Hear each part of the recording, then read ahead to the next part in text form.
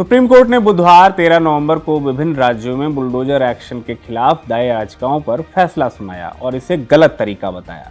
Justice Bhushan Ramakrishna Gavai ने फैसला सुनाते हुए कवि प्रदीप की कविता का हवाला दिया और बताया कि किसी के लिए घर की अहमियत क्या होती है और जब वो टूटता है तो पूरे परिवार पर क्या गुजरती है। उन्होंने कहा कि किसी आरोपी या दोषी का घर गिरा देना पूरे परिवार के लिए सजा है। पिछले कुछ सालों में सबसे ज्यादा बुलडोजर एक्शन संगम नगरी प्रयागराज में हुए हैं। यहाँ योगीराज में माफिया और दूसरे अपराधियों के 100 से ज्यादा बड़े अवैध निर्माण बुलडोजर के जरिए गिराए गए हैं। सुप्रीम कोर्ट के आज के फैसले पर यहाँ के लोगों ने मिलीजुली प्रतिक्रिया जताई है। सुनिए क्या कह रहे हैं लोग। सुप्रीम कोर्ट का फैसला ये बहुत पहले आ जाना चाहिए था।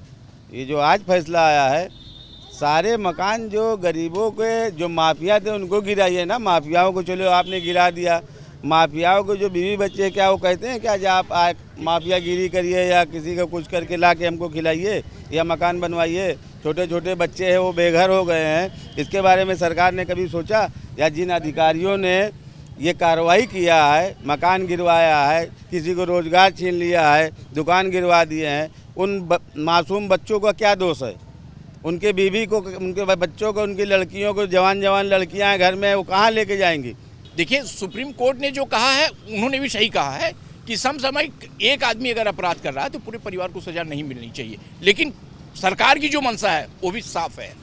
अगर किसी ने अपराध किया तो उसकी सजा पूरे घर को मिलेगी, क्योंकि अपराध की कमाई से पूरा परिवार फल फूल रहा है। कोर्ट का कहना यह है कि नहीं, अगर अपराध देना तो कानूनी तौर पर दिया जाए, घर न तोड़ा जाए। तो कोर्ट का भी जो आदेश है सही है और सरकार की जो मंशा है वो भी स्पष्ट है। देखिए, जो भी फैसला आया है बहुत अच्छा फैसला है। इसका हम लोग खैर मकदम करते हैं, स्वागत करते हैं। ये तो बहुत पहले आ जाना चाहिए था। खैर, जब देर आए दुरुस्त आए।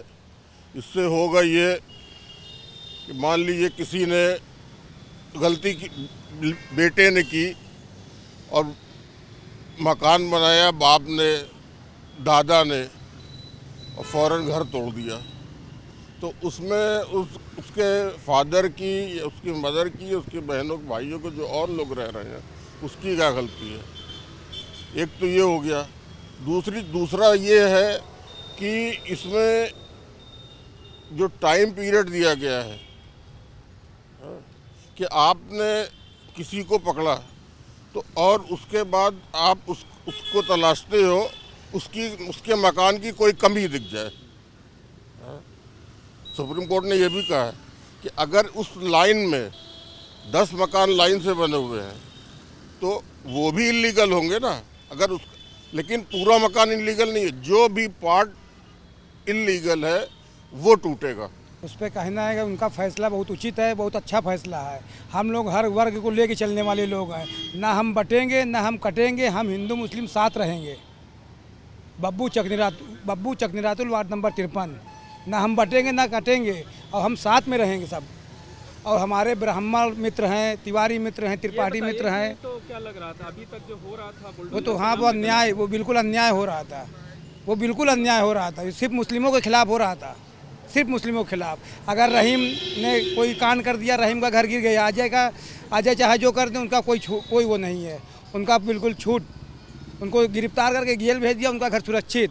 और मुस्लिमों का घर ढहाया जा रहा था। सिर्फ अपराधी तो कोई भी मजहब का हो, अपराधी होता है, चाहे हिंदू हो चाहे मुसलमान हो। अपराधी की कोई जात कोई मजहब नहीं होती।